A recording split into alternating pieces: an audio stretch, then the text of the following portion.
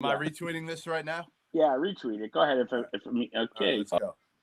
3, 2, and we are live. I believe we're live.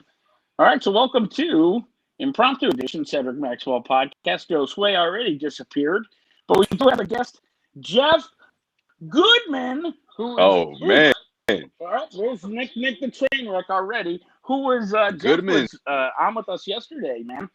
We got Cedric Maxwell, the legend. Josue keeps popping in and out. Professionalism personified. Goodman is so busy. Like, I appreciate it, man. The last 24, 48 hours, whatever you want to call it, it must be insane right now for you. Yeah, if you guys didn't hear, Mike Krzyzewski's retiring. Just in case Nick might have been under a rock. Max, I don't know where you've been, but have you heard of Mike Krzyzewski? Never heard of Mike Krzyzewski. Heard he's got to be. He's retiring.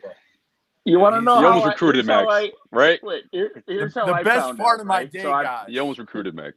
The best part of my day, and if you haven't seen it, you need to watch the opening of his press conference today. He came in, I forget the name of the song, but he came into it and did a little dance. It was, I'm a horrible dancer, and this made me look like I could kill it. Like, it was awkward. It was really, really, really difficult to watch. Like, Goodman, I have a video from Doster. Jeez. I have a video of Goodman doing the dance at a wedding. Yeah. From Doster. I have that in my repertoire. It was bad. Please don't tweet it. Please. You know what? Kay and me might be a toss-up in how bad we could dance. I mean, man. So it is bad. It's bad.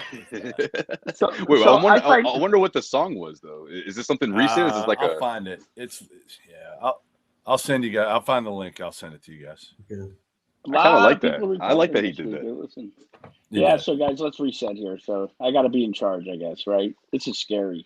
We got Cedric Maxwell, Josue Pavon, Jeff Goodman. I found out about Coach K because I'm watching this broadcast during the Danny Ainge thing, and Jeff Goodman's going like this.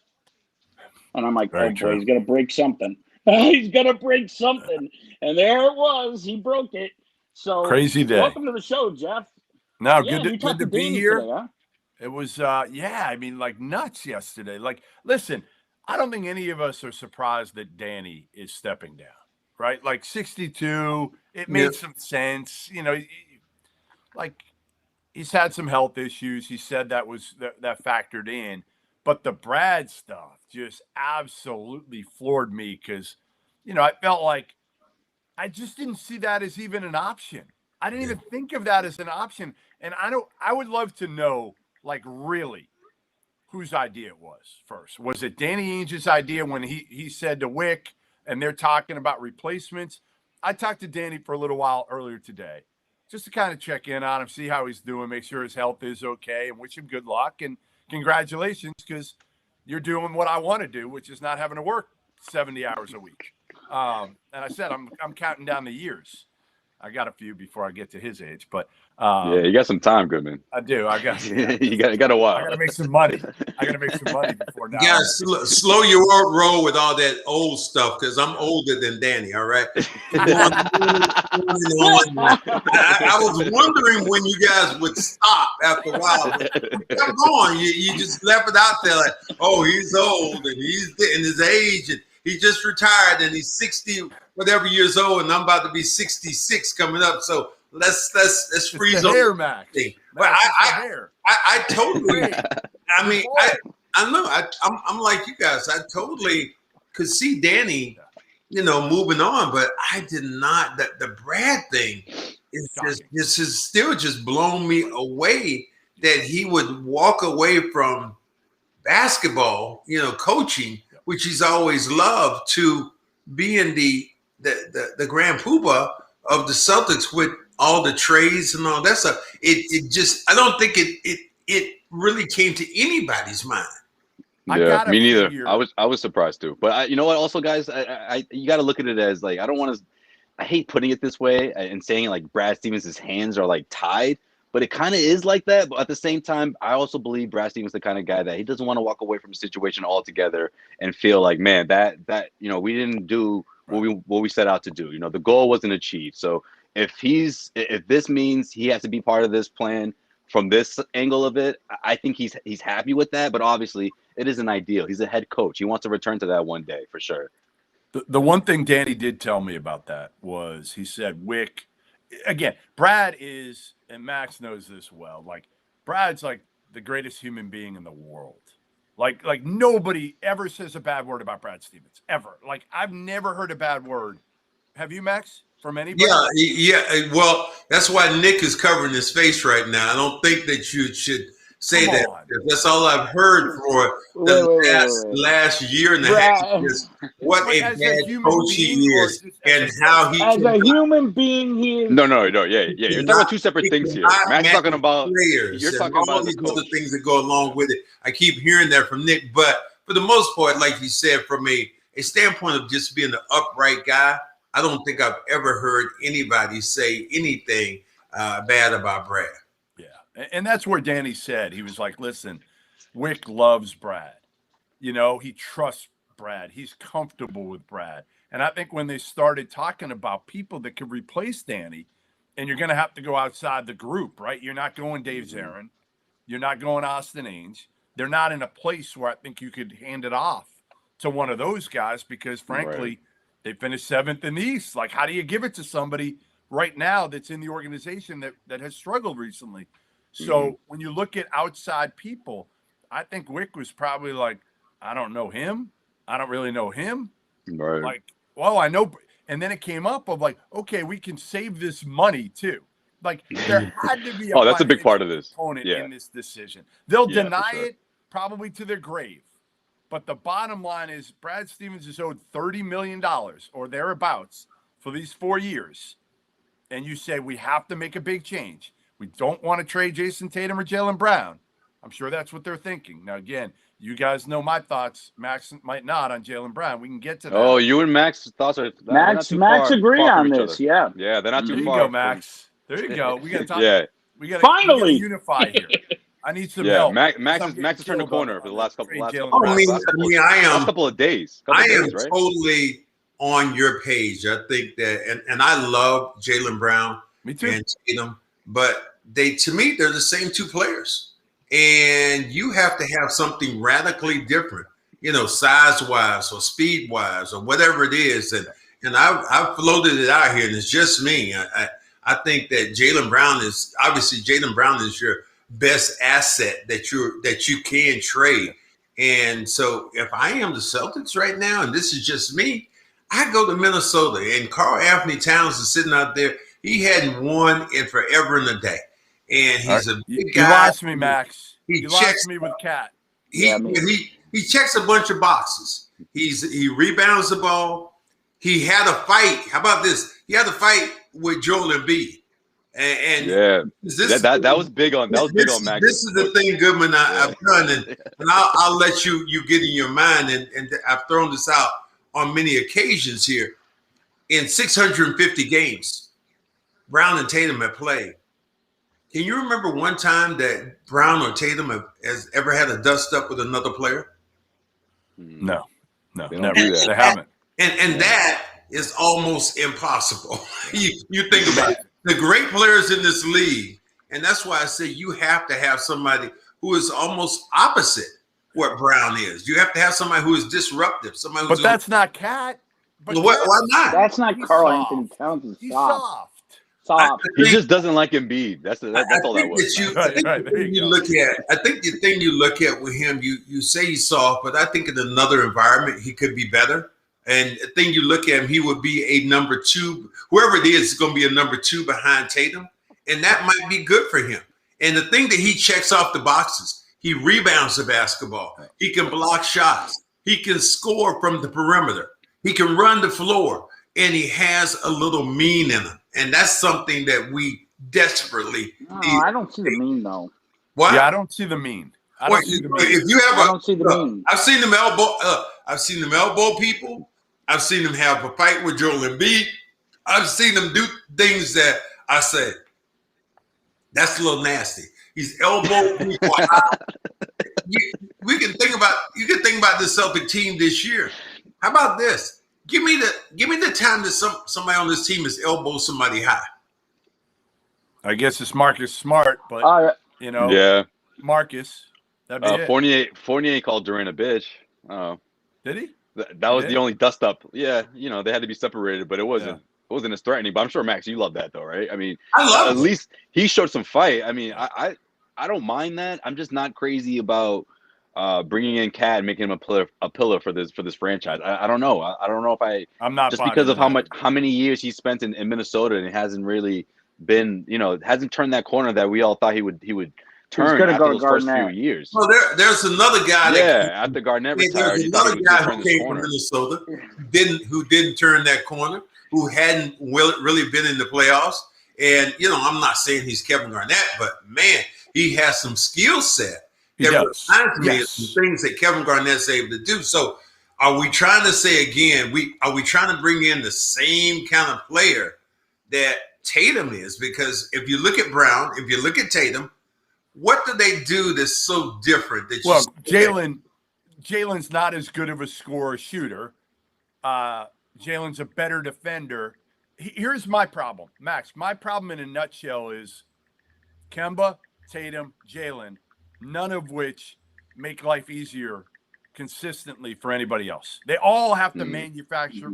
Like, first of all, it looks like Jalen Brown and Jason Tatum have never played together most of the games.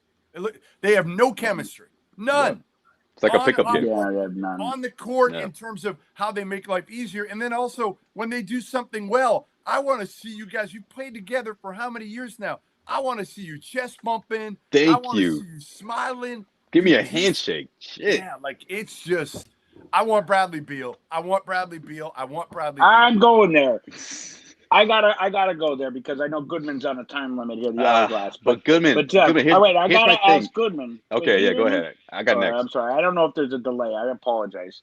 I know I caused the delay. I'm screaming. You're just screaming. I don't know why. But go ahead. Jeff, Beal, what do you make of that? Not commenting on staying put. I mean, it's been 9 years there, and they've been mediocre to suck every year. Like, at some point, Bradley Beal's going to be like, oh, great, we got in the playoffs and we got bounced. And, oh, by the way, he's had nothing around him. I mean, he's played with two good players, John Wall, who was damaged goods, and they didn't get along great early. And now Russell Westbrook, who isn't the easiest dude to play with. I love his competitiveness, but it's not easy to play with Russ because Russ is so ball dominant. Bradley Beal could average 7 assists a game with Jason Tatum and Kemba Walker. Telling you, he could average 7. If you put the ball in his hands. Now, the hard part is with Kemba. Well, Kemba's going to miss half the year, so unfortunately. And I hate saying it because I love Kemba. Like, Kemba might be like my favorite person I've ever been around because he's like always smiling, always upbeat. I love Kemba Walker, and unfortunately, you can't trade him because you're going to get 50 cents in the dollar if you try to trade him. And ultimately, like, I don't know if he's ever going to be healthy again. Well, that's why I think you trade him with somebody. That's what I was going to get at. Goodman. You have to couple him with somebody. Yeah. Right. Well, with Jalen, the thing that to me about Beal is how does Beal necessarily make anybody better? He can. He can. I've seen him since he was young, Max. He's a high IQ player. I know he's a high IQ player, but I'm looking at things that make this team better. One, you have to have. Here's one thing you got to address the glass, rebounding the basketball. You have to address in the paint toughness. Beal does not give you that. I like him. I think he's a great scorer, but the Celtics have great scorers. Their thing is that they cannot defend. Well, for damn, they can't. Right. They couldn't stop Kevin Durant if they wanted to the other day. They couldn't stop Kyrie. They couldn't stop. Yeah. You go down the line. It was like they couldn't stop anybody. So that's my thing too. They have to have a somebody who is in the paint who is going to clog that thing up, and that's who? I mean, I know you guys. I know you're saying Towns. Okay, like I'm fine if you're going to get more than just Karl Anthony Towns. Like, you can get another if you decide to get Towns. I'm sure there's another player there. Maybe it wouldn't be one of their lead dogs. But if you give me Towns and you give me maybe their 4th or 5th player, I can take that and I can put that in a package because this team right now, the way it's constituted, and you're talking about going out and signing. Here's the thing: you said, so what are you going to do it for him? You're not going to sign him, and you're going to have a lot of money, Max. Yeah, it's probably going to walk, Max. A lot of money. Well, I mean, were they going to let him walk? Well, he's a free agent. You're not going to let him walk. You're going to have to pay him. You're not going to let him walk. You want to pay him 3 years at $55 million? At least. Man, money. It's tough. What is money right now to these teams? Really, at the end of the day, I mean, yeah, well, Brad Stevens. I understand what just you're got saying, demoted because of money. But when you start talking about going out to get players, you have to give me something in the paint, man. I can't take another year of 25 points from Jaylen Brown and 25 points from Tatum, and you can't stop diddly squat. You can't stop nobody. That's all right. Well, Goodman. Teams went on runs where it was 15-0, 18-0, 20-0 in the score. So, and if the jump shot's not falling, here's the thing you also get from Towns: somebody who can play in the paint and score. You don't have anybody like that now. Who do you have? Yeah, that's true. That's a good point. But my thing is with breaking up the All-Star tandem, right? I'm not crazy about it, but if you're gonna go that route, I get it. You have to measure up to the Brooklyn Nets. You have to put together a team that can give them a fight. And if I'm trading Jaylen Brown, whoever is taking that star, that great way to start a rebuild, they're also going to take Kemba. Now, what are the chances? And I know this is not good for the Celtics. I mean, they will have to take a whole lot of, one, Bradley Beal obviously asking for a trade, and two, the Celtics will have to be crazy about bringing in someone like Russell Westbrook. But with every asset the Celtics have, 4 future first-round picks, Goodman, is there any way in the world the Celtics could package Jaylen and Kemba with, again, a few players, 4 future firsts, and you're asking for their backcourt? You want Bradley Beal and Russell Westbrook to form a big 3 next to Jason Tatum. I mean, if that's remotely a possibility, sign me up. Sign me up. I mean, Mr. Triple-Double in Boston. And I'm not sold 100% on Robert Williams because he's just never in the court. Oh, he's never in the court. Watch this. Watch this. Yeah. You see how I disappeared then? Yeah. That's the same thing with the. So we don't know where he's at. He can't. Oh, I thought you were going the other way. Skill set, but Doc Rivers said it best. Your best ability is availability. No doubt. To stay healthy. So that's a direct quote. About where how well he's played. You know who I want? Here's what I want. The guy, and Max will love this one. This is the guy I trade. So you don't like Russell Westbrook? All right, cool.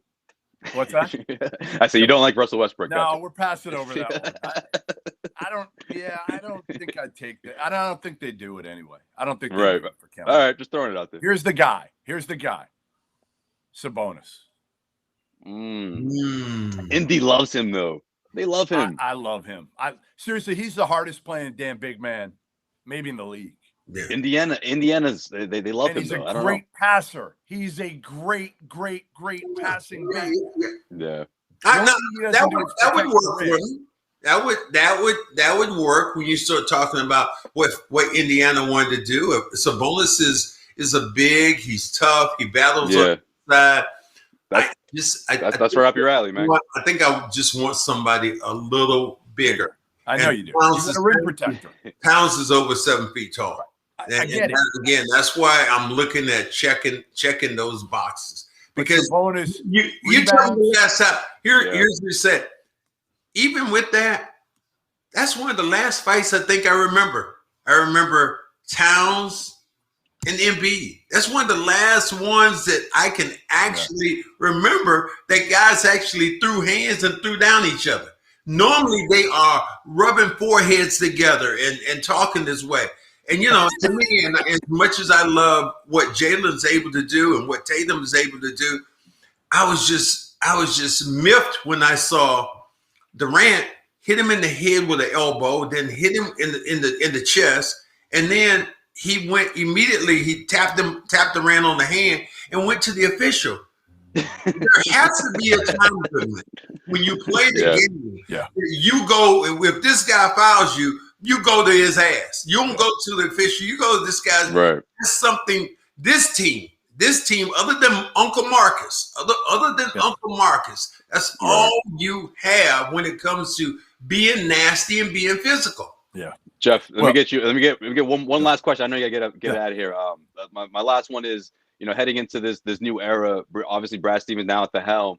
How important, I should say, is Jason Tatum, Jaylen Brown, like they have to be in on these conversations, right? Like we're not just saying this, as a fantasy and like, man, that would be great. But like in all seriousness, like if you're Brad Stevens, like isn't that what makes this whole transition a bit easier? That you could say, hey guys, look, I'm on your side. I've been in that locker room with you guys the last 4 or 5 years. I know what you guys have been through, the bubble, all that stuff. Help me help you. Like how important is that for Brad and these guys moving forward? They should be, because it's how you build trust. Now, I'm not saying you listen to them, but you might placate them. You might act like you're listening to them. Right. Make them feel important. Maybe they do give you a name. They're just young players in the league that I don't think really have the Rolodex to be able to and haven't been around long enough that they're going to be able to say, yeah, this is the guy. But I think you want them to feel that way though, right? Because you want them to feel like, hey, we want to make this team to your liking. We want to mold it so that it helps you and that we can get the kind of bodies that you need to be successful, right? Like I just think transparency. I don't think there's a whole lot of transparency. I feel like there's not a lot of transparency. Josue, Tatum just asked for Evan Turner. Okay? For every what? Tatum asked for Evan Turner. Oh, he was joking. He was kidding. He was kidding, Max. What? He wasn't kidding. Yes, he was. He was joking. Come on. You know what bothered me, Max? You don't tease anymore. You don't joke anymore on social media. No, okay? no. You know what bothers me? What bothers me, Max? On social media. What bothers me about what Tatum said that he wasn't joking about was that, that's not part of my pay description. When the question was asked, how much input are you going to have on the next steps this offseason? That's not above. That's not my pay. Now, granted, maybe he knew what was going to happen. Maybe the last thing he wanted was people to think that he had anything to do with Danny leaving and Brad transitioning to the front office. But at the same time, it's like, wait, well, don't you want to be in those conversations? Don't you want to have some input as to what this team's going to look like, or do you just want to chase being an MVP candidate and putting up great numbers? I don't know. Honestly, I really don't know, because he doesn't talk about that, nor does he talk about his relationship with Brad Stevens, nor has he said, hey, Brad, my first NBA coach in my first 4 years, thanks for everything, buddy. Like, we're more than 24 hours removed, and he hasn't said a single thing about Brad Stevens. His only comment was ball busting with Evan Turner. Why hasn't he come out and said, like, congrats, do you have Brad? anything serious to say about this transition, about this important time in the franchise? It is interesting. All right, before I go, my bad. Sorry. Yeah, last one. I want to throw a name by you guys of the coach who I would go after. Not sure you can get him, and I tweeted this. I don't know if you guys saw it. The name for me is Juwan Howard. That is the name for me. Max, you should like it. He's a big guy. You know what? It was very interesting, but I think I'm going out on the limb with Chauncey Billups. I love that's fine. Chauncey's not bad. Chauncey Billups, I think he has the attitude that I want. He hasn't been around. He loves young players. They respect him. I think, and he's coming in with some newness about him. And the thing we all know is, and I know we're going to agree with this, that the next player has to be the same color I am. No question. Yeah. Oh, not you, Josue. Not you, Josue, but they have to be my color. Oh, he can't be Latino? He can't be Latino? He can't. Light skin. Can't be no light skin. I don't even know what color. No. I don't even know what color Nick is on this damn pod. He's disappeared. He can't be red like Nick. I am olive oil skinned like Don Corleone. Yo, Nick's screen looks like you need some more green in it. Remember the old school TVs? You had to put the green side. Yeah. I've talked to a bunch of people about Juwan Howard. And it's funny, when he got hired by Michigan, I was like, this is going to fail like every other pro coach who's come over to college. I've talked to a ton of people at Michigan, and I talked to Spo and Udonis Haslem. I'm telling you, every person I've talked to is like, this dude is a killer worker, okay? He obviously gets it. He's played in the league, so he's got the respect, right? Got the respect, and he's got a good temperament in that he's pretty even keel, until he gets pissed off. And then I've seen him got after players. He went after Isaiah Livers, one of his players. There you go. There you go, Max. You like that? You like that? He went after Mark Turgeon, the Maryland head coach. He almost kicked his ass. I like that. So, like, he's got that fire, which you've known because he played. Right. And he obviously played for the Heat. So he comes from a program, like a culture type of program. Which is great. Which is great because you think about these young guys. They looked up to those Miami Heat teams. That LeBron is there. They love those. They remember that. Yeah, you say that, Goodman, but they also got to remember, too, that Juwan Howard was also tied into what at that time was one of the worst contracts out there in the NBA. True. That Washington gave to him. And everybody. Max is just hating. He's just hating because he's light skinned, Max. Not hating. This is just a fact. It's because he's light skinned. They looked at him, and at the time when they signed the contract. Whoa, the MVP. Wow. Oh man. Did I hear light skinned? Good one. I'm going to be in the building. Did somebody say light skinned? Goodman, you can go now. Thank you. I gotta wait a few minutes now. I'm not going yet. I gotta wait a few more. Yeah. Oh boy. Well, what's up, fellas? H-Rod, tell us about this one, because this is what I'm putting out, and I know that you're a big fan, and several people have asked me. But tell us a little bit about Chauncey Billups. Oh gosh, I'm the worst person in the world to ask about him because I am absolutely biased. I am without question. I'm not even going to try. But here's why. Yeah, I want to hear. I'm biased because I've seen this guy in action for almost a decade. I've seen him up close. We have spent lots of time together in Detroit, and there are really subtle things that Chauncey Billups does that show us a level of leadership that I don't think people recognize. For example, in Detroit, one of the first things he did through a lot of those years was he made sure Ben Wallace got the ball on the very first opening possession. You know why? Because that was a way to make him feel more part of what they were doing, and he would play harder. And it was one of those real subtle things that unless you knew that was going on, you wouldn't even recognize it. Those are the type of things that when you talk about leadership behind the scenes, little things like that matter to players. The way that he would communicate with Rip Hamilton was the best scorer on those Detroit teams. But one thing that he would often do is when there was a mismatch, he would make sure Rip got the ball, and he would tell everyone, clear out, Rip got this. And they would iso ball, and Rip would attack. And again, empowering a guy who he thought needed that empowerment, recognizing when to frankly stroke the egos of guys who need that, but at the same time do it within the framework of the team. Little things like that. And again, off the court, he's got a bunch of different businesses where he's handled those things well. So one of the things that whoever falls into this job is going to have to do, you're going to have to manage personnel. You're going to have to be able to connect and relate to players that goes beyond just drawing up plays. That's where Chauncey, I think, is going to be an exceptional candidate. And to me, it's not a matter of if he's going to get a head coaching job, it's a matter of when.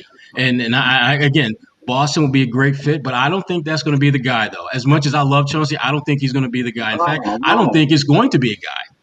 Come on. You think it's going to be Kara Lawson? Oh, you're talking about Kara? Look at Max's face. Becky Hammond. Becky. Wow. Yeah, I don't think it's going to be Kara either. I don't. I've kind of heard. I don't think it's going to be Kara Lawson. I know that's kind of the easy one. She was in Boston, but it was only a year. Like I heard Perk touting Sam Cassell. He's like, well, he's a Celtic. It's not going to be Sam. I don't think Sam connects with these guys. He was here for like a minute. Well, not only that, yeah. No. I think he would connect with the team from like 8 years ago. I don't know if he connects with these guys. No, what I've been hearing today, just talking to some folks, is that at a minimum, Becky's going to be on that short list. I like at that. a minimum. That's one of those lists. I think, like you're saying, that yes, I think she'll be on the list to be interviewed.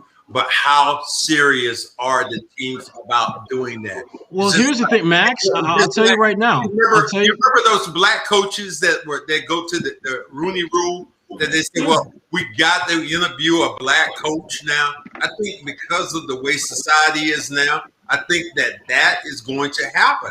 And I'm not saying, Max, I'm not saying she's not qualified. I don't know, Max. I think that was about 5 years ago. I'm not saying she's not qualified, but I just don't think that with the Celtic organization right now, that is going to be the person. Max, I tell you right now, though, Max, I mean, the fact is we really don't know how Brad Stevens is going to view this whole process. We don't know that. And when you look at the backdrop, Max, of being part of an organization that has gone against the grain. When you talk about the first black player they drafted, you talk about the first all-black starting five, you talk about the first black head coach.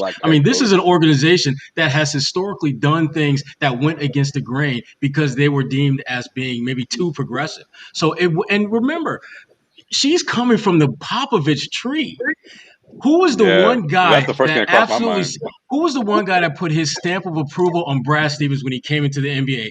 Greg Popovich. Yeah. That has weight. That is going to get her at minimum inside the room to have a conversation. Now, what happens there, we don't know. But what I'm hearing is that she is going to be someone that's going to be on that short list. Sherrod, I want a former player. I want a guy who played in this league that can connect with Jason Tatum and Jaylen Brown. Period. Jeff, my guy is Chauncey. That's Chauncey or Juwan Howard. Chauncey or Juwan Howard. I tell you what, this franchise ain't ready for Juwan. Why? Because Juwan is exactly what they need, but I don't think they can handle. Just say it, Sherrod. This song. Just say it. This song. Juwan is as hard as they come. He's just a tough guy. He's what they need. But are they going to give this team what they need, or are they going to give this team what they're comfortable feeling they need? I think Sherrod's afraid of a mutiny, Goodman, which could happen. It could be a mutiny. They could say, you know what, we're tired of this guy. He's too tough on us, Exactly. And that's my concern. Yeah. And I love that about him. I love that about him. Listen, he's coached in college, so I think he's had to change a little bit over the last couple of years. And obviously, yes, as a player, as an assistant coach in the NBA, you got to be different. When you come back now, I don't know, maybe he learned some things. I think he figured it out. I liked his role with that last Miami Heat team. Those runs that it was significant. I mean, obviously Haslam has sort of take on that role since him, but that what he was to that team was almost like he was an assistant before he was officially an assistant, right? And I think dealing with LeBron James and big egos, that he could have a little more experience compared to others, former players that are more connected to this generation, compared to guys like Sam Cassell who 20 plus years outside the league, not to say that he doesn't have a chance in the NBA to coach. Absolutely he does. He's been an assistant for a really long time underneath, especially underneath Doc Rivers. I just don't know if he's the guy for this team, for this young, fragile team. I think what they are. Very fragile. Here it is in a nutshell. Very fragile. Because Brad Stevens took the job he's in now, I think that even ties the Celtics' hands that much more to have a coach of color. Without question. So I'm not going to, nothing wrong, Becky Hammond, whatever, but I think it is going to be a coach of color because of the perception of what's happened right now, where Brad Stevens moving over to the other side. Now, that could be racist on my part. Oh, my God. Max said it. But I just believe in this case that this team is going to have to make that move. They have tied their hands right now because of Brad Stevens taking that job. And should make that move. Forget about have to. Yeah. Make that move. To me, there's guys like Chauncey Billups, like Juwan Howard. Here's the one I want to ask you guys. Here's the name I want to ask you guys because it's come up a bunch. And then I'll probably bounce after that. But I want to hear Sherrod, what you got? Max, what have you guys heard about Lloyd Pierce? I've met him a couple times. I like him. He went sideways with Trae Young, but I don't look at that necessarily as bad. You cannot in this league. If you get the players talking about you in a full revolt, and you're about to go to another team after you left your team, and your team advances and they start playing better. That's not a good sign. That's not a stamp of approval. I'm not for your team. No, I see your teams, but if you're in position right now that happened, then I think at that point, I think that you are looking at somebody who is, to me, and this is just me, damaged goods to other teams because of what other players are going to say about you. Lloyd is your lead assistant. You bring him in. He can be your lead assistant. That's a role that I think at this point in his career makes a lot of sense for him to, frankly, as Max said, get some of that damage off his resume and, frankly, re-up his value. But no, Lloyd is I think he's a good guy. Yeah. But I don't know how he can manage elite upper tier talent because he didn't get it done with, Trey. John Collins, he's who I thought was a very good player. He's now a really good player. And part of it is because a lot of the Hawks players are getting healthy, like Hunter. But end of the day, you can't bring a guy in with that type of baggage to be your head coach. You can bring him in as your lead assistant. In fact, it will be looked upon as a positive if that's your lead assistant because he has head coaching experience and he knows how to work with players. He understands what it means to just try to build up players' confidence. So, right, absolutely, it makes a lot of sense. I'll see you, Jeff. All right, later, boys. All right, Jeff. Appreciate you. Thanks. Appreciate you, Jeff. Yeah, I mean, I'm with you on that, Gerard. I feel like the reputation it certainly means something. I mean, it's interesting how a couple of weeks ago, or I think it was about a couple weeks ago, when we had Kendrick Perkins joining us, he was already saying it before, like, hey, the word around the street is that this team isn't crazy about Brad Stevens. That's the talk around the league, and I think that when you build a reputation like that, especially when you look at what Trae Young did, the way they finished the season, the hot streak the Atlanta Hawks went on. Like that all sort of is bad in the sense of other players from the outside looking in thinking, well, shit, maybe Trae was right. Maybe Lloyd Pierce wasn't the right guy. Look how great they look now that he's out of the picture. And it's just too soon. It literally just happened. It might be too soon for the Celtics to bring someone like that in. Yeah, and the other thing too about just Brad's situation is that and I talked to a couple of people earlier today, and the way that Brad wound up in the position he's in now, there's some folks out there who are just looking side-eyed at the Celtics because, and this was the point the point that was brought up to me today, and I didn't really think about it until this assistant GM brought it up to me in a call earlier today. He said that think about where Doc Rivers was in his last year. What did Doc want? He didn't want to go through another rebuild. He wanted more voice in player personnel. So what did they do? They traded him for a first-round pick to the Clippers. Yep. Now, even though obviously we're talking about different periods of time, but there's a lot of circumstances that are very similar to where Doc was then and where Brad is now. And Brad gets promoted, Doc gets traded. That's why who they hire as their next head coach, there is going to be a major spotlight on that, and it can't be someone in the same wheelhouse as Brad Stevens because that is not going to go over well with a lot of people. Max. So we're taking Jay out of the scenario. Larinaga. I think so. I think when you start looking at the candidates that they're going to have to choose from, I just don't think Jay is going to stack to the top of the pile. I agree. I'm just on the same. I think that the Celtics have, and I think that Brad, this could be a good hire as the general manager. I think. Listen, my issue with Brad is this: I don't think he is a bad hire for the position because to me, ultimately, it's not so much you getting the job; it's what do you do in the job? How are you going to move this franchise going forward? One of the things that, and Max, we don't talk about it that much, but think about this: this franchise, they've won one championship in the last 35 years. That's it. Right. One championship, and when you start looking at the teams throughout the NBA in that period of time.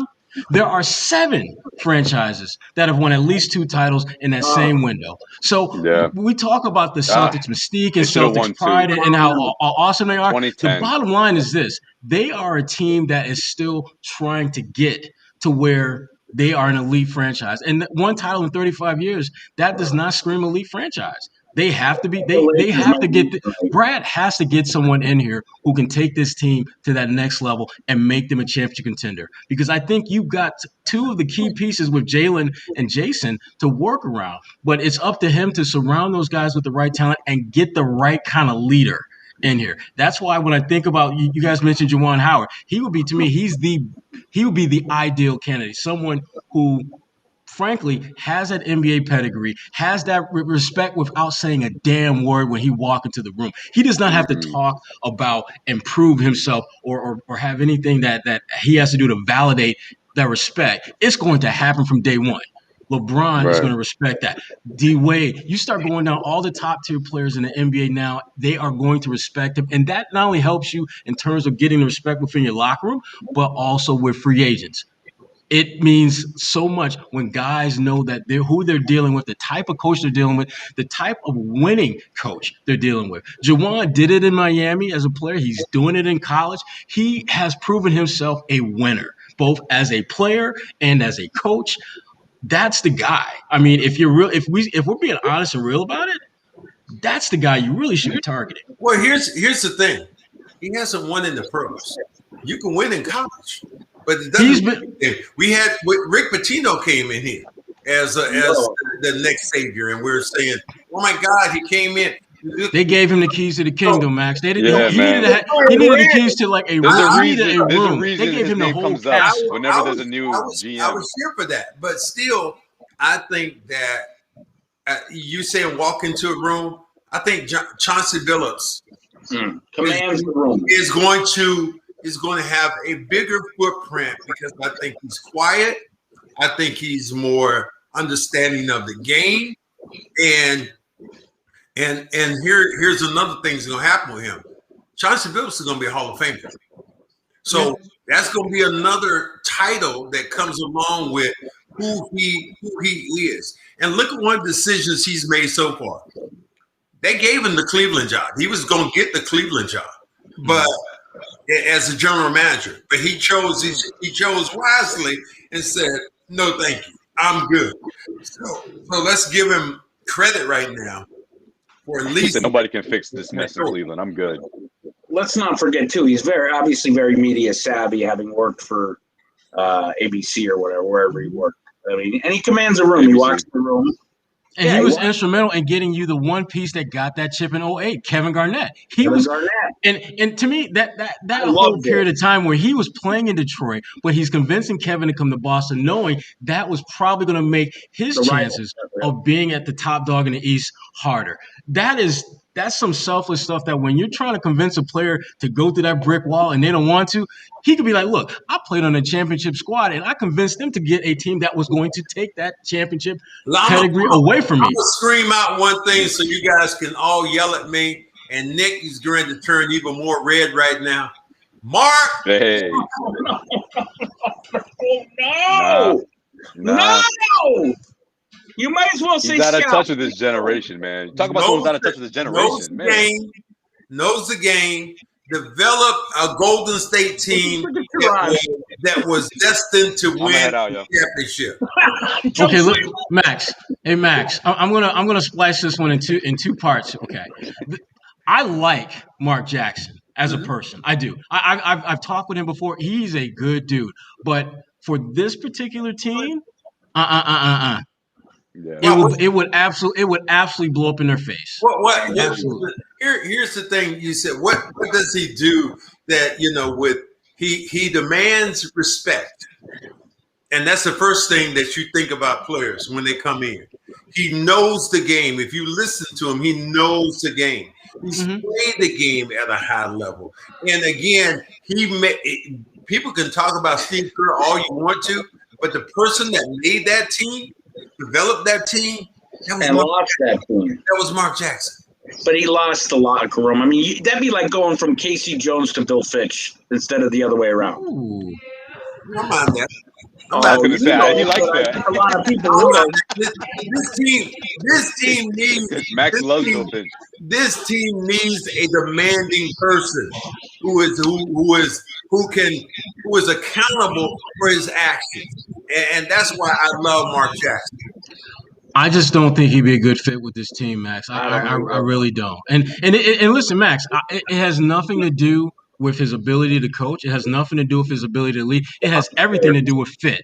I don't think he's a good fit. For this particular job, and I've got Chauncey Billups in one hand, and I got Mark Jackson the other, I'm going to go with Chauncey. And not only because I think he'd be a better fit, but I think Chauncey will surround himself with the right type of assistants that will complement his leadership style.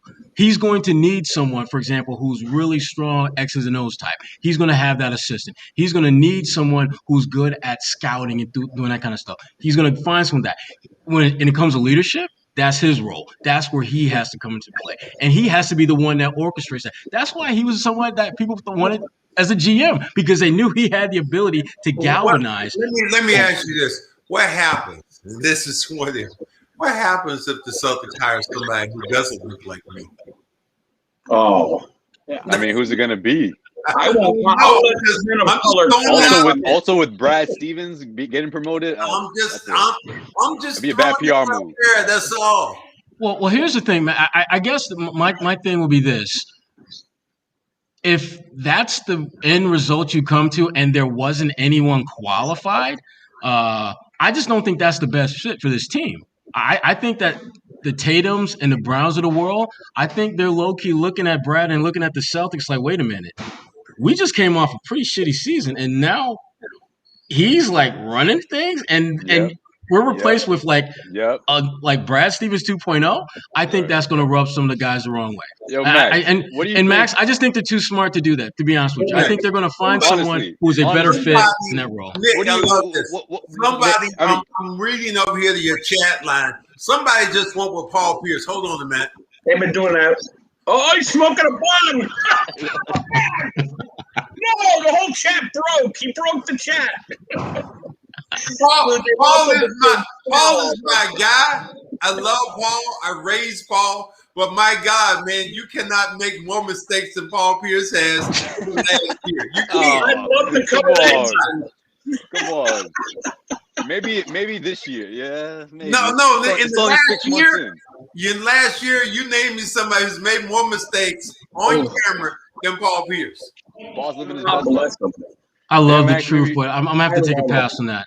Yeah, I'll take a pass. Maybe forget what I was gonna ask. Broadcast booths, I would like them. Yeah. Hell. Don't sleep on Danny Ainge in the broadcast booth. Now that he's got time to kill. That was my first thought. I said that, Sherrod. I said that too. You watch Danny Ainge stick around and team up with Gorman. Are you kidding me? I'm telling you, Max. Let's be honest. Danny's pretty damn good in the booth. I ain't gonna lie. He's really good. I want to change it a little bit. I want to ask you, Sherrod, because I haven't had an opportunity to ask. Max maybe forget what I was gonna say. I haven't had the opportunity to ask you about what Kyrie Irving did with the logo. No, that was it. I was going to ask you that. Here's the thing about the logo thing. I mean, obviously, it wasn't the best decision Kyrie made, but you know what?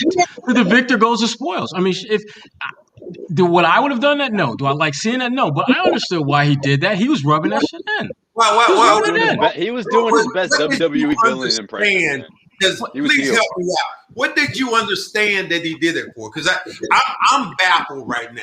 I mean, Kyrie did it because he wanted to rub it in, Max. He wanted to. I mean, he didn't just want to beat the Celtics. He wanted to put his heel in your mug and put it in your face. Yeah, but you know what that symbolizes. That symbolizes the fan base. That symbolizes that symbolizes diversity. I'm sorry.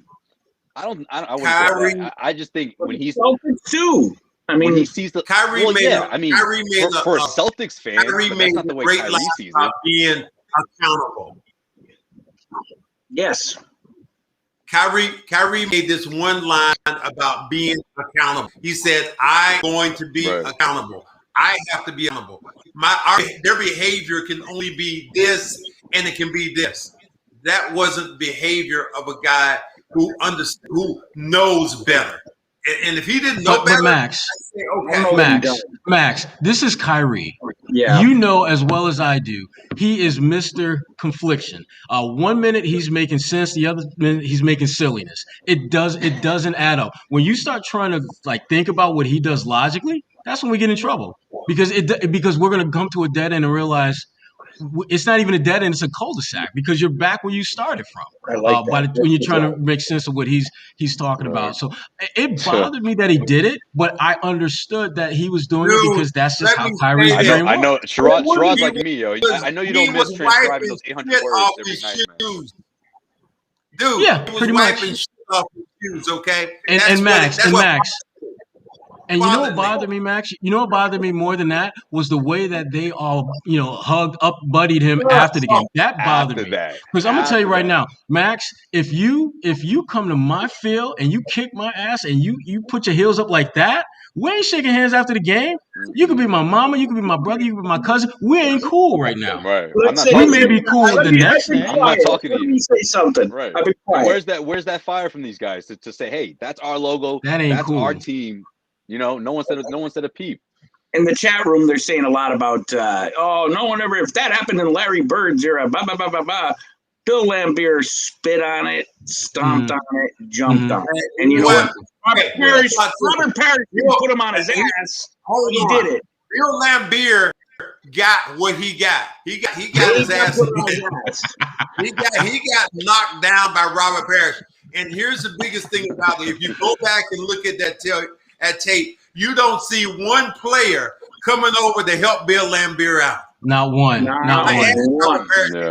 I said, Robert, weren't you concerned that another player was going to come over and do something to you? And this is Robert's plan.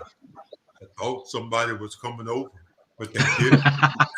Look, they didn't want that smoke. Look, man, they didn't want none of that. They didn't want none of that 3-piece with a crusty biscuit. They didn't want none of that. They didn't want that over him like this. What happened to Mac? Man. He got too excited. He was just about to curse. He broke the feed on his own show. Man. I was about to ask him a question about Kyrie, but I guess I'm going to throw it to Sherrod. Sherrod, I mean, if you're Jason Tatum and I'm going to get Max back in, Josue. I'm going to get Max back in. If you're Kyrie, and after everything that you found out about Brad Stevens getting his new position, you know, after the season that he just turned in and the 500 record and all that, tell me I'm not texting Jason and being like, so he has a season where you guys stop listening to him. The team doesn't do well. First round exit, and he gets promoted. Is this the squad you still want to rock with? Listen, like, what's going to stop Kyrie from saying that? Something like that. I don't think they're going to be that point blank about it. I think it'll be like, so what's up with Boston? I mean, Brad was coaching and y'all struggled, and then he gets promoted. I think it's going to be much more open-ended conversations where folks are going to try to fill Tatum out to see where he's at. But certainly, if you're Jason Tatum, this head coaching hire is huge for not only his future but the future of this organization. Because if they get this wrong, and they bring in someone who is very similar to Brad Stevens in terms of how he goes about doing things, he might be Tatum is going to be looking at the watch and just okay, this is kind of how they want to rock things. And you've got the same issue with Jaylen Brown. I mean, they need to make sure whatever they do, they include their two foundation core guys in that conversation. That doesn't mean you're going to do what they want, but the problem that players have is when these decisions are made and they're finding out through Twitter, they're finding out through their iPhone, and they're just you're like, damn, well, they don't even necessarily want to be involved. They just want to be informed. That's the issue that I think a lot of players are bothered by with management. And the Celtics, they would be wise. Brad Stevens would be very wise to make sure when he's getting to the point where he's starting to formulate, kind of the list of people he wants to talk to, he talks to those guys about that. I mean, for example, if he's thinking about if he's thinking about a Becky Hammond, you talk to Tatum and you talk to Brown about, that time when she was an assistant with the Olympics and they worked a little bit with her. What was that like? Was there something that she said or something she did that resonates with you that you remember? If you're talking about, Chauncey Billups, do any of you guys have any connections with him? So find out whether these guys can give you some added insight before you make the biggest decision that you are going to be making in your role. Here's the thing. Look at Max. You found the HD filter. The HD filter. Look at you. Damn, Max looking all clean now. I can see the lint on your shoulder, man. But here's what I believe. You guys say that about companies and managing companies and talking to players and maybe you might have to, but I'll ask Nick. Nick, you make decisions all the time with your company. When's the last time you asked Josue or me what was going on? Yo, that's true. Yeah. And that's why I lose money. Did you get a call? Did you get a call at all when Nick was doing something with the stimulus package? You get anything at all? Did he call you up? I called everybody. Nobody took my calls. So I mean, we stand a better chance. We stand a better chance of hearing the news after his dog Winston hears it before us, who's right behind it. So I'm just saying, yeah, you can talk about people coming in and making decisions and wanting to keep players informed. But for the most part, and I understand it's a new era, maybe you might want to do that, but I don't think you involve them but so much with who you want, because you remember LeBron James was making a bunch of decisions at one time about, well, I want this player and I want that player and I want this and I want that, and turns around and leaves at the next breath. So I don't know how much you involve these players now. Well, I think what you do, Max, and that's why I use the word inform and not necessarily involve, because informing them simply lets them know what you plan to do. They can give you their opinion, they can give you their input, but you kind of know what you want to do. You just want to make them feel as though they're part of the process. They don't have to necessarily be part of the process, but you want them to at least feel that. But with LeBron, to your point, he was about feeling, doing, making he was the process. When you talk about trust the process, he's like, no, you trust LeBron because I am the process. Do you think, I'll ask Josue, I'll ask all of you, do you think that Brown or Tatum knew what was about to happen with Brad Stevens? Yes, the night before they were told. The night before, Jesus Christ, thanks. The night before. Is that right? No, they're competing in a playoff series, Max. They don't need to. I think that, and Max, and I think that more than anything else is why you don't have that conversation, because they're in the middle of battle. I mean, if I were Danny and Brad, I would have told them. I would have waited till we were done playing to let them know. How's the conversation gonna go? And by the way, go out there and win this game, man. Don't worry about all that shit I just told you. Guys, the franchise is gonna be all right. Here's my great EEI story that when I used to work with them, Uh-oh. and I was telling the story about what my mom did with me when it came to a certain procedure that she had, when she told me that I was, you know what, son, you're going to get your tonsils taken out. And the next thing I know, I'm in there with the rest of the kids and going, man, my throat feels, the nurse said, oh, my throat feels great. I didn't know I was getting circumcised. Thank you very much, Mom. What a surprise that was. Yeah, wait a minute, hold on a minute. The nurse asked me, son, how did your neck? Hey, how are you feeling right now? I said, I'm doing great right now, lady.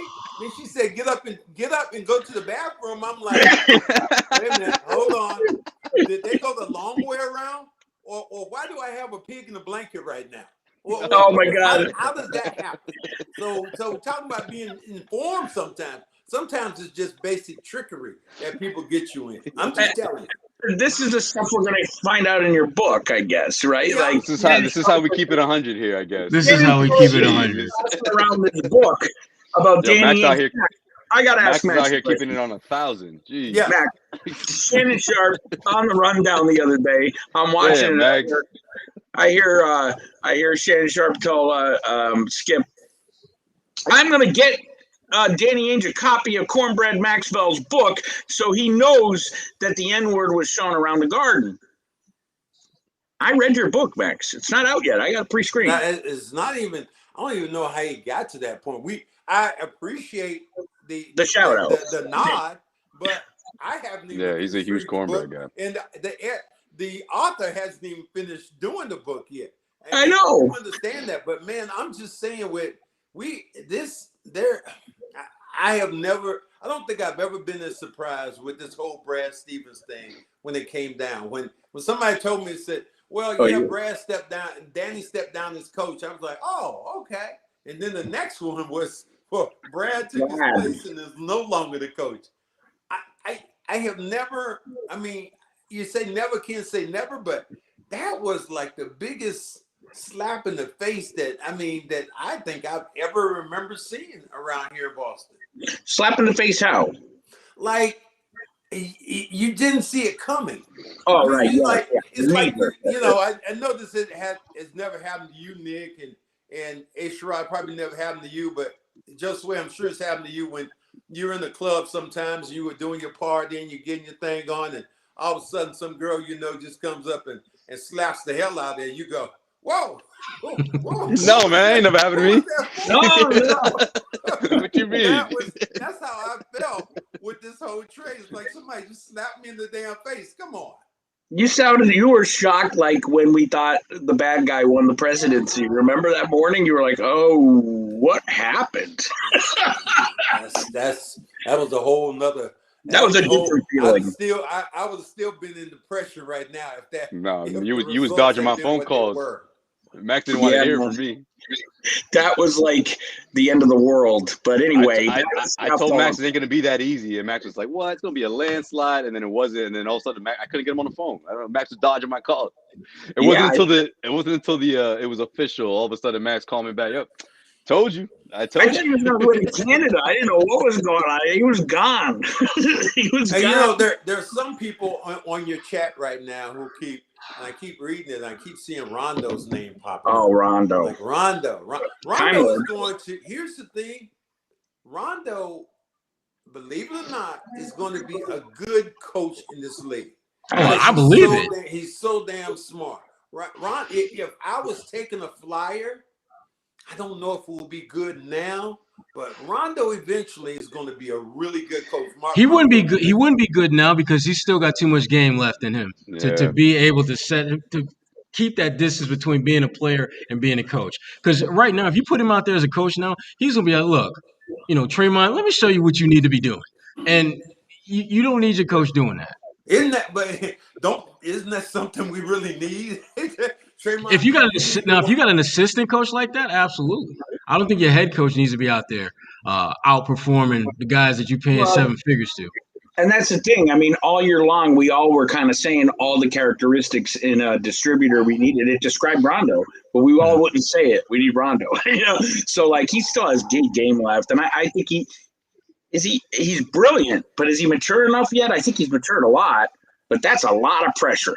I know our post-game press conferences would get a lot of views because Sherrod, right? He used to just the outfits got views. He come out with that zebra skin coat, 20,000 views, right, Josue? Remember those days? And if you ask him about it, he'll give you some outlandish answer, and it's just like, bam.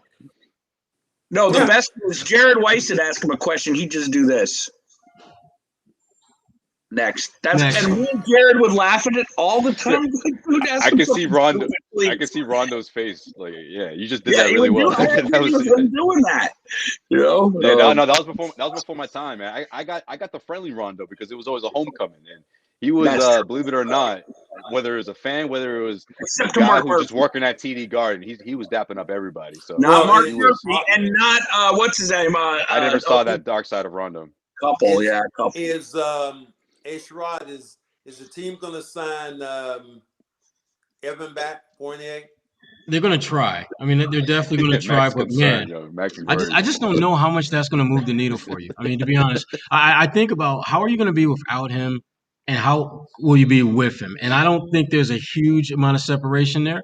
But the one thing that the Celtics have to worry about is if you can't move Kemba, you got to have somebody that can step in and give you similar or comparable production. I don't think Romeo is there yet. I don't think Neesmith is there yet. But when you got a guy like Fournier who can get you 20 points pretty much on any given night, to me he's a nice he's a snuggie. He makes you feel comfortable. He makes you feel at ease. He's not, and you're not going to cling to him like every single moment, but he just makes you feel better. Having him around makes you feel better. But Sherrod, my only fear is that the Celtics are unable to trade Kemba, and all of a sudden your cap space is done with. I mean, it pretty much is right now. And that little bit of space that you have, you would be giving it to him. So it's tough because on the floor, they 100% absolutely need this guy. With Kemba or what's left of Kemba heading into next season. So it's tough. Kemba. But if you bring him back and you're unable to trade Kemba, and you still got Marcus Smart in the books, and of course your two max guys and Tatum and Brown, you don't have any wiggle room to facilitate some sort of deal, unless it's a sign and trade type of deal. Yeah, and MLE. Right, and the wild card in all of this is health. I mean, just imagine if this team stayed healthy, how good could they be? Yeah. None of us really know that. We want to say maybe they're top 3 in the East if they're fully healthy for the overall majority of the season. But that's Max. Let me finish. That's to me, that's like pie in the sky, best case scenario. I mean, best case scenario. And a lot of things would have to break right for them that they don't have control over. Right now, Milwaukee, Philly, and Brooklyn. Yeah. So Celtics at best. Well, let me ask you a question. Let's say he's got two players still with ascending, though, right? Atlanta right now is a better team. So the Celtics are someplace down in the pack, which is unfortunate right now. Yeah. I think we have to look at. I mean, even in the best case scenario, this team is like it's like one of the teams like 5 or 6. That's a worse. If everything is equal, yes. But with Philly, Joel Embiid they're an injury, a Joel Embiid injury away from being in that 3, 4, 5 conversation. Atlanta, I think, has had a great season, but again, was it a fluky season, or are they just like actually running into shape? New York, was this just like kind of a flash in the pan for them? Or are they going to fall back to earth and be like 7, 8, 9, 10 type team as opposed to top 4, top 5? There's a lot of things that could shake a certain way that the Celtics, again, have no control over. But if they were to happen, none of us would be shocked. I mean, if Embiid was hurt for an extended period of time, if the Knicks fell back to 7, 8, if Atlanta wasn't as good next year as they are this year, and then all of a sudden you see the Celtics in that 3, 4 conversation, I don't think any of us would be surprised by that. I think it's unlikely. But I would be surprised. Let's call and you'll love this one. Let's call a spade here. What this team did is they lost to OKC, and they had lost 16 Max never gonna forgive him. in a row. Never gonna forgive him for that one. You couldn't name me a player on that team other than Dortch. I guess that was his name, but other than that was it. Lou Dort. Don't tell me about all this goodness with this team when this team did. But Max, that's not fair because we all had the Celtics in the top 4 or 5 at the start of the season. The one thing the analytics dorks, the nerds can't predict is chemistry. We saw it the year with we had superstar. Celtics had superstars up the ass with Kyrie. Can't analyze. Analytics are not applicable to chemistry, and they have no chemistry. I don't think. How the hell did you lose as to dog OKC Winston when they were trying to lose? They had lost 16 games in a row coming into your building at an average clip of over 25 points a game. They lost. How do you get swept by they beat you? How do you get swept by a gentleman's sweep by the Milwaukee Bucks with Gordon Hayward, Kyrie Irving, Al Horford? Keep going, Tatum, Brown. But stay with me right here. I know how you get unfocused. Stay with me. Yeah, he does that, right? He always does that. Nick, they were trying to lose. They did everything they could. Yeah, they benched Dort. On the damn court. They did everything they could. And they still won the game. Didn't they? They pulled their starters. That was the biggest slap of this season. Yeah, I mean, that radio broadcast was kind of funny because all you heard was Grandy talk and Max go, oh. That's all you could do. It was horrible. It was. If he was there, he would have been even more pissed, man. If Max was in OKC having to take in that game, he would have been livid. I got to tell you, this coaching decision is paramount because you can't run the same guys out, which it seems like they're going to, right? I mean, I think even Marcus might be safe now with Brad there. And you're going to run the same guys out and have no chemistry and no – Danny Ainge said it 4 or 5 times in the last 2 years. They're on a massage table side by side, and they don't talk to each other. They text each other. I mean, this is fucked up. I mean, this is not the way people – That's why the Celtics have to roll the dice. I don't care what you can try. You can't give up on them yet, Max. Let them figure this out. Tell them to put their big boy pants on. You don't trade one of these all-stars. If you're not at the table, Josue, with dice in your hands, then damn it, you can't win. You got to roll the damn dice. Scared money don't make money, right, Max? Facts, but you gotta also work with what you got, man. They just signed both of these all-stars to max deals. Neither one of them has even entered their prime. Can we all agree on that? And you're just going to give up on one of them? No, tell them to put their big boy pants on and figure this thing out. Have an uncomfortable conversation. Have a few of those. Josue, you know? The two guys, and I love them. I think they're great players. But do they make each other better? No. Can we be No. perfectly honest? No, they don't. But they need to figure that. That's what I'm talking about, Max. They need to figure that out. They don't make. If one guy doesn't make the other guy better, then that's not good. I think put fans back in the stands for a season. They're going to make you listen. There are more pictures of those two dapping each other up, chest bumping from years past. You know what? Yeah, seriously. I think the bigger issue is when I'm looking for a great picture for my stories. There's not a whole lot of pictures of them together. Let me tell you that on Getty Images. Search There's not a whole lot of pictures of them together. Search Google images for Tatum and Brown mad. The only pictures you're going to see are them hugging. And half of them are no. Yeah, you'll see that for like the first couple of years, and the other ones they're passing each other, and someone snaps a picture while they're both walking side by side. Sherrod, what were you going to say, Sherrod? Yeah, no, I was just going to say I think the biggest issue with those two isn't so much them, it's those around them. Because when you look, for example, does Kawhi make Paul George better? I don't think so. Does Anthony Davis make LeBron better? Absolutely. Does CJ McCollum? Yes, he does. What he did individually and what he's doing now, the numbers aren't that different. He was killing it. The only difference now is he's winning games because he's playing with a better player. You just talked about Chauncey Billups and Rip Hamilton, two great players. Did they make each other better? Yes. Did McHale and Bird make each other better? Yes. Did Magic and Worthy make each other better? I'm just talking but you're talking about players from the era where that seemed to be what their strength was. I don't think players in this era are about making each other. They're about doing their thing and finding ways to win. Luka Doncic, does he make players better around him? Yes, he does. Because he's getting assists, so he has to make players better around him. I never Tatum gets assists. So that means Russell Westbrook makes guys around him better? Because he gets a lot of assists. It's like looking, it's almost like looking in a mirror. You can't really tell that much between the two guys. They are tremendous scorers. I love them. But making each other better and making each other accountable, that's going to be the difference in this team. Well, I'm not ready to give up on those two guys working it out because they're so damn young and they're in roles now that they've never been in before in this league. This, as you know, Max, a grown-ass man's league. They're figuring this stuff out on the fly. That's why whoever is their leader, their coach, has to understand how can I get these guys to step their game up and thus those around them step their game up. Hey, Sherrod, how many years have they been in the league now? What, 4? 4, 5? How many years have they been like the face of the franchise top tier? One. When is this growing up process? When does this start and when does it end? But this was the beginning of this was the first year they had to take the first. And plus, Max, you're making it sound like they pay their dues, man. At a point, at the 5th and 6th year, that's when you get it. It should be there already. And I don't. But Max, you're making it sound like they pay their dues, man. I don't see it. They were thrusted into a great situation where they weren't the top guys. There wasn't a whole lot of pressure. And only up until this past season had they been anointed the top 1 and 2 or 1A, 1B. No, that's not true. They don't even they haven't even struggled, Max.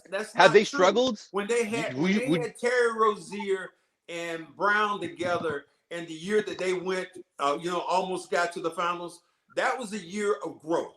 When they grew into in the next year, that was Kyrie setting them up, and then he missed the playoffs, man. Like, Max, how old were you when you won your championship and your MVP? You don't get home court without that fantastic season from Kyrie Irving before you went down. How old was I? Nick? How old were you when you won your first title in MVP? Let's see, I 24. Was probably maybe 25, 26. No, better question. How many games you win your rookie year? How good was that season? I knew that was my next question. My rookie year, we didn't have anybody. We had nobody. Well, Tatum, Brown, they don't know what that's like, Max. They have no idea what that's like. There was always somebody. All our players at that time, all our players were old. And they were in their 8th and 9th and 10th year. Our best player, John Havlicek, was in his 15th year. Jojo White was in his 11th or 12th year. Cowens is in like his 10th year. So all the players you talk about at that time were much, much older. And I know, but Max, my point is that I know we want to give people. My point is that you had to work. You had to pay your dues a bit. I'm tired of. Let me say it so y'all can understand this. I'm tired of that shit. Okay, I'm tired of it. I'm tired of you guys talking about. Oh, this guy's young. Oh, this guy's young, and this. I'm tired of it. Keep going, Max. You got the floor. Bitch, Max. Rant. Give me something else. Somebody give me some toilet paper, okay? because I'm tired of it. All right. You have a lot of Charmin though. I mean, it's very, very, very soft on that squad there. You know, when was the last time? I'm not gonna go there. I think that I just can't stand this fake. I just can't stand this fake narrative. Like, oh, Tatum and Brown, they carried that team to the Eastern Conference. When did that happen? No, that did happen though. I don't think no, it didn't. No, Al Horford was on that team. Kyrie Irving was on that team. Isaiah Thomas was on that team. Like, all those guys had way more prominent roles than Jaylen Brown and Jason Tatum. Like, not even close. Sure, you step in here. You be rational because us three want to ring each other's necks right now. Here's the thing. In a good way. I understand where Max is coming from because I mean we haven't. But you know what though? Here's the problem with Tatum and Brown. The truth is, and Josue, you touched on this. They haven't paid any dues, and because they haven't paid any dues, there's an expectation that they should be at a certain level, and they're just not there yet. They're great players. It's a false narrative. They have yet to become great leaders. That's something that they're building towards, but they ain't there yet. Right. They're not there yet. And do you throw them out with the bathwater, or do you let them grow up a little bit? Because they've only really been the face of the franchise, the guys that this organization put on their backs this year. This was the first time they had that pressure where there was no one even close to them in terms of having to carry the franchise. And they're not even 25, man.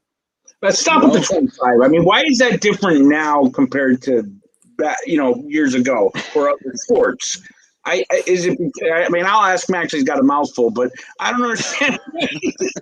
That's different now. Like, big old bite. Is it social media? Like, what is it that is making pressure more pressuresome? It's social media, right? Their heads are. I think you know what, and this will be the last thing I say because I got to run. But yeah. I think a big part of it is that players are coming into the league younger. And thus they're getting more on-the-job training. But the problem is this. They are not necessarily learning how to lead unless they're playing for really bad teams. And if they're playing for bad teams, there's a reason why those teams are bad, and it's not just because of lack of talent. Tatum, they came in on a very good team with good, solid leaders, but they weren't allowed to be the face of the franchise type guys early on because they weren't good enough. They weren't better than Kyrie. They weren't better than Al. And yet they're really good now. But again, they still haven't fully developed that leadership component that a guy like Max, for example, after 2-3 years in the league, he was ready to be that dude because he played with 10, 11, 12 years, not just good players, but freaking Hall of Famers. So he was more ready to step into the role and be a leader and be a player because of the talent that was around him and the leadership that he was surrounded by. But when you get Kyrie for like a year here and you get Al Horford for a year here and again, the role that you have with those guys is you don't play nearly as prominent a role as they're going to need you to play eventually. It's not going to be an even climb for you. Your talent and your leadership aren't going to go at the same rate. One of them is going to be ahead of the other. I think for those two guys, their talent is ahead of their leadership. Now, are they going to ever even out? We don't know that. But I like the direction they're heading because right now, based on their talent, they go out there and get you between the two of them damn near 50 points, 10 boards, 10 assists almost every night.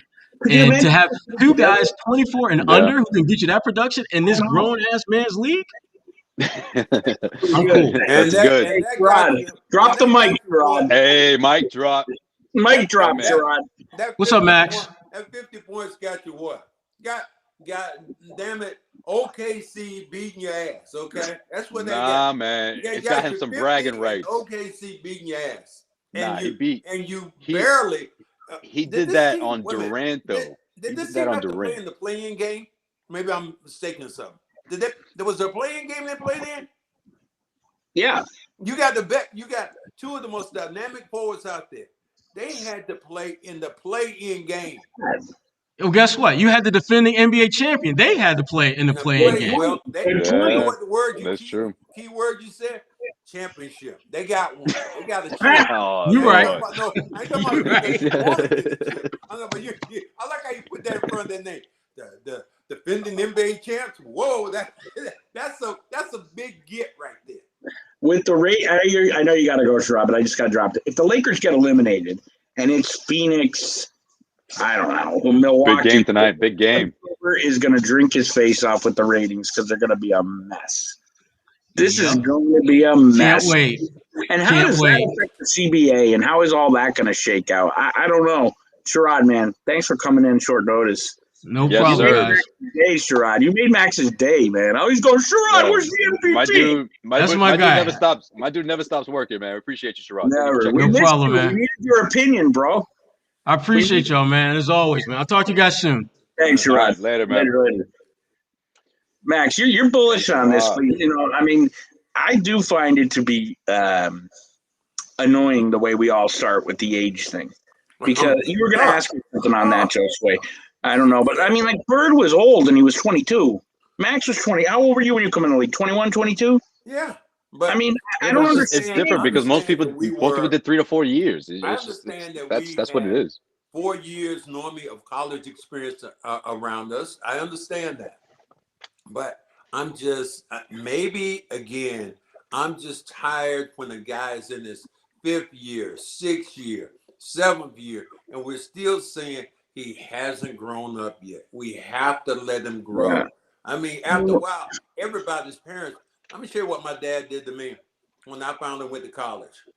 Shook my damn hand and told me, good luck, don't come back. If you come back, you failed. You come back. You failed. What do you say? What do you say when you got drafted, though? You still want me back or not? Oh, they were happy as hell then. Like, we in the money. Yeah, the contract's awesome. But I look at you guys. I know you're not. I mean, I don't know your relationship. I understand what you guys are saying. I appreciate it. I think that Tatum and Brown, to me, are unbelievable all-stars. But I just don't see them. Again, I see them being just like each other. What you need is a contrast when you think about guys playing it forward. Okay, myself and Larry Bird. Larry Bird and Kevin McHale.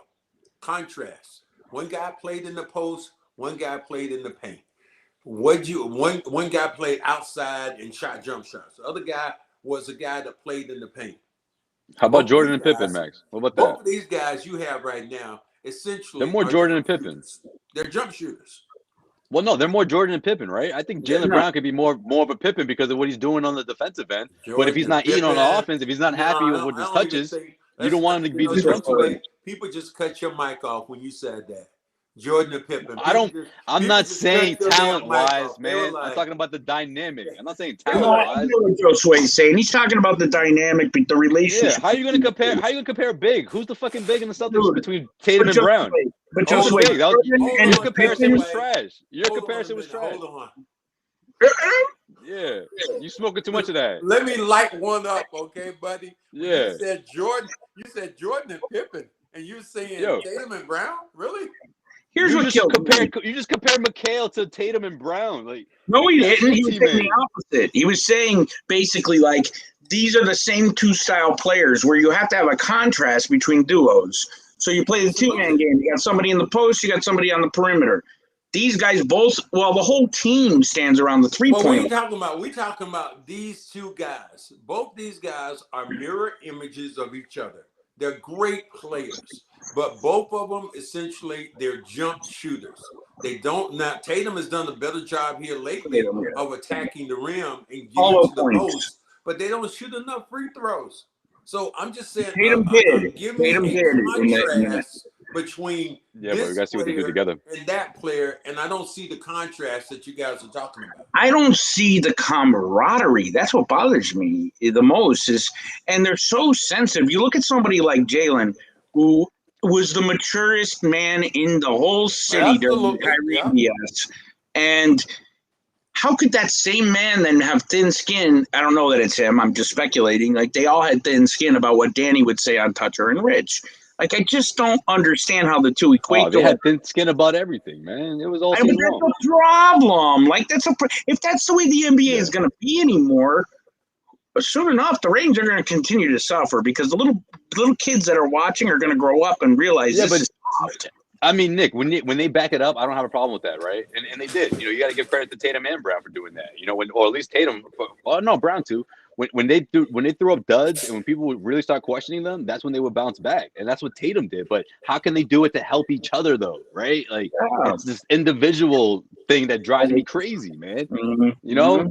Nor do they make their other teammates better. Never mind them, just them two making each other better. What about the rest of their teammates? Well, we know that's gone around the league like wildfire. I mean, start with the Atlanta Hawks. It started with the Hawks game. The Hawks players are talking about it. These guys don't make each other or any of their teammates better, and they don't.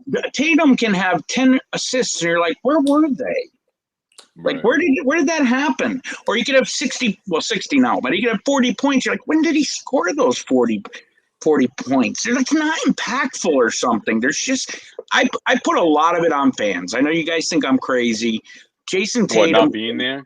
Yeah, Jason Tatum is motivated by the fans. I've seen it for how many years? We all have. I mean, I see the visuals of him adapting Paul Pierce on the sidelines. You know what that tells me? That tells me from the way you put it that he sounds like he wants to stuff his stats. Like the fans inspire him to ball out instead of the team. Well, the All-Star game inspires him to ball out. Think about it. They played him. No, you're talking about him playing in front of a crowd, though, right? Yeah, I know. I don't know if you're criticizing that or agreeing with it. What do you mean? No, I'm saying if that's true, then I don't like that about him. Like if you need a crowd to get you pumped up and to be focused, a lot of people do. I think there's the opposite too. Players play better without the crowd because they shrink. That shouldn't play a part. If you're disconnected from what's going on the court, to me it speaks more to one, you're not happy with the way things are going, on your team. You're out of sync, or two, you're not. In that particular night, you may have checked out, right? Which has happened with Jalen before. We talked about it. He'll go 7 for 13 in the first half and won't even take a shot in the second. He would check out. That I like how you guys both talked about this team. The coach. Somebody said about this team possibly being one of the top 3 teams. No, he said 4 or 5. What was their record this year? I don't even I don't care. It's so ugly. 500. Were they 500? 36 and 36. Cut the total games in half. That's what you got, Nick. 36 and 36 and 36. So all this stuff that you guys keep talking about, oh my God, this team, great talent. There's some talent on this team. It's going to be up to the coach, and it's going to be up to the general manager to get some pieces that fit together. What you have with this team, it's a puzzle, but the pieces don't actually fit. They have great scores. They have great scores, and Tatum is unbelievable. I watch him. He really is. It's unbelievable to watch it. But do those pieces fit together? Josue, you remember when you were a little kid, and your mom went out and bought you that puzzle? It only had about 6 pieces that had to go in together. And it was always missing a stack of pieces. And there was a point in there where you were kind of hammering this one piece. You swore that this piece was supposed to be there, and you going, the piece don't fit, Mom. It doesn't. Mom, I know that. And she grabs the other piece and going, hold on a minute, Joe. Look at this. And you going, oh, it went there. That's what I feel with this team. They have some talented players, but they don't fit as a team. I don't know how they fix it because that's why I keep saying everybody fire Danny, fire Danny. Danny gave Brad Stevens gold year after year following the Isaiah years, and it was a disaster. I mean, I'm thinking about the Kyrie year and Max saying afterwards, comparing it to his 83 season. What do you compare this year to? Like, what do you compare it to? It is the most underachieving soft team I have ever seen in green. Well, let's and this is one time when I will throw in an excuse when I say this year I think is completely different, off the charts because of COVID. Mm-hmm. So I think that this year, as much as I want to beat them up or whatever it is, COVID had a big part to play in the psychological game. They played. Oh, we know the way they played physically. There was a point when I think it was Tatum who said, I had to use an inhaler, and I've never used one. So I don't want to give them an excuse, and I'm not. But the reality is, this year is completely different than any year that's ever been in the NBA. The most challenging year. Well, what you're seeing, Josue, was the bubble. the Celtics overachieved until their families got there in the second round. I mean, when there was just the players, they seemed to bond. They seemed to have chemistry. Then the shit hit the fan. I don't think it had anything to do with the families. But when it was a closed bubble, that basketball was good. This basketball was so painful to watch unless they were hitting threes. I hate that. Yeah. Well, I feel like it would almost be. I feel like it almost would have been better if they had. I mean, they probably wouldn't have signed off on it, but it would have been better for their chemistry if they stayed in a bubble. I just think the traveling and the restrictions of being stuck in a hotel and how they couldn't really get out, just the day-to-day grind of traveling and playing every other day. I just think it took a lot out of them, and obviously every single team could say the same exact thing, but with the injuries and key guys, Celtics was a little different, right?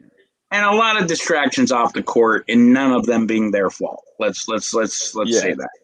You know, I mean, I think that has. I think pretty much every single player either had COVID or had to sit out because of it. You know, because of the protocol. So. And the thing about it is, like, we talk, and I'm chief of it. Like, right, I'll talk about the '80s and like even the early '90s and be bragging it up and down. But the truth of the matter is, it's just too like I've been purposely not watching cable news.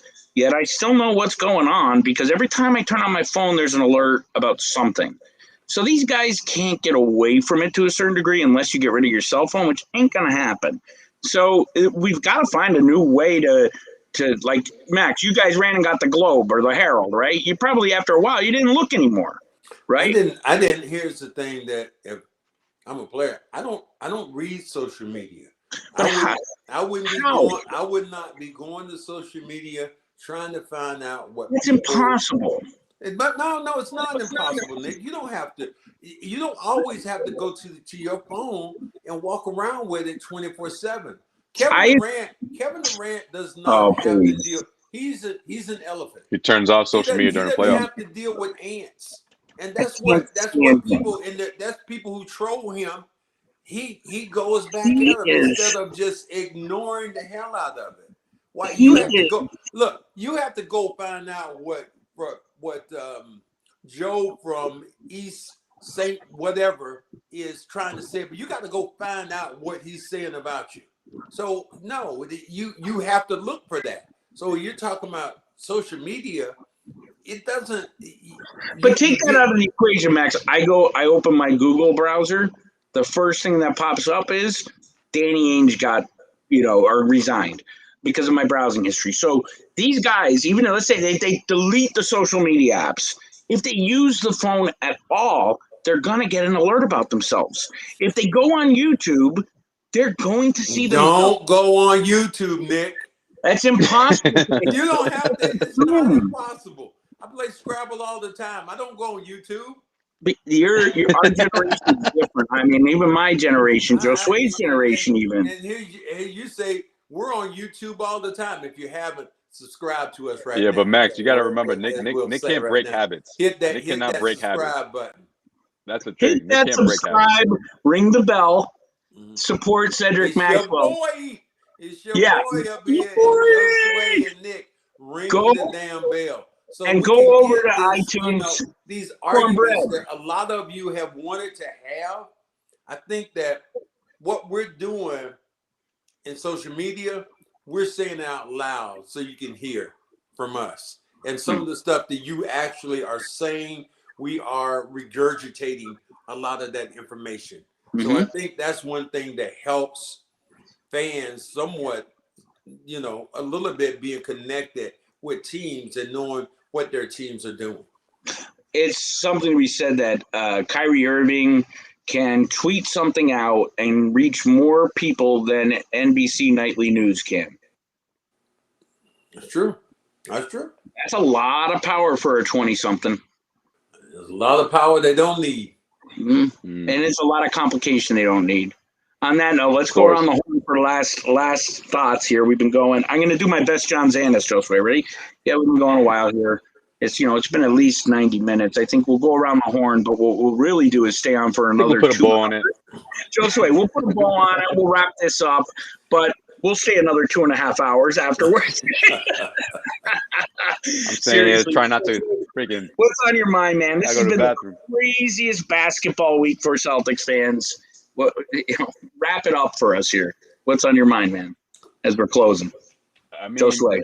this is it. This is the spot that Brad Stevens is going to be put on. I think his decisions obviously is going to be a big one. Who's going to lead this team? The head coach, maybe easily his most important decision, regardless of how long he's in that seat. I think who's going to usher in this new era of Celtics basketball is going to be crucial. So we have to just wait and see what Brad Stevens and his camp come up with. But for sure, I don't think that if you're Tatum or Brown, like they have to have some sort of input in this. If not, you're sending the absolute wrong message. So hopefully that's not going to be the case, and hopefully Brad Stevens is at least getting these guys, get them a seat at the table. If you don't want them to have, if you don't want the coach to be handpicked by them, okay, that's fair. But you need their input. It's very important right now.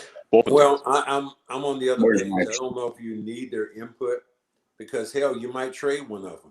So you might not need their input. One of them. What I want to see is I wanted to see Brad Stevens roll the dice. Brad, they're giving you the keys. You have an opportunity to get out here and make an early splash. And you, more than any of us, more than the players, more than the fans, know exactly what you have and what you need on this team because you've seen it daily. Whereas the rest of us, we're just kind of chiming in. And that's why I think it's really good right now to have you at the helm because you knew how bad your team was rebounding the ball. You knew the soft spots in your team. You could coach guys and see them every day in practice or whenever it was. So Brad Stevens, to me, the thing is, please roll the dice. You cannot stay still and stay put with this team. All right. I got nothing to add except I do not look like Chris Farley. Whoever's in the chat room, and I got it. There's a lot. Listen, I'm a fat Italian guy, but Chris Farley, that's just hilarious. That's not the first time that note, I think it's hilarious. Keep busting my balls. I love it. And go see Black Sheep and what was the other one? Tommy Boy. That's a classic. Tommy Boy, Chris Farley. Yeah, man. All I can say is this: keep the faith, Celtics fans. The tradition is in these guys, these fans showing up and realizing you're this year the sixth man because you're back in the arena, and they need you to boo and cheer, but you got to hold them accountable because. I'm talking here to Cedric Maxwell is sitting on this panel, and I'm saying this, but, Larry, he knows. Larry Bird said Dave Cowens told him Celtics fans know when they're not giving effort. They didn't give effort at all this year. Yep. Give it the effort. That's a great quote. Yep. Be the man, be the sixth man, and rally around your team, and don't make a fool out of us throwing bottles and shit. Yo, hold on. Last comment, Max. You'll like this. This dude goes, Chris Farley, BJ Armstrong, and Cedric Maxwell. You're BJ Armstrong. At least you're Armstrong. BJ Armstrong was my guy back in the day. I appreciate it. Thank you. And Max can be Max. But I'm Farley. Max is Max. How does this happen? There it is. And now my dog's barking. I'm out. Yes, Winston. Okay. Yo, we should go on the road, guys. This is a show right here. Follow us on Twitter, Cedric Maxwell 81, Cedric Maxwell Podcast, Sway, CLNS_Nick, and rate, subscribe, and review to Max's podcast and Joe Sway's podcast. That's what helps him get paid. My dog's gonna kick my ass. I'm out of here. Later, guys. All right. Later, guys.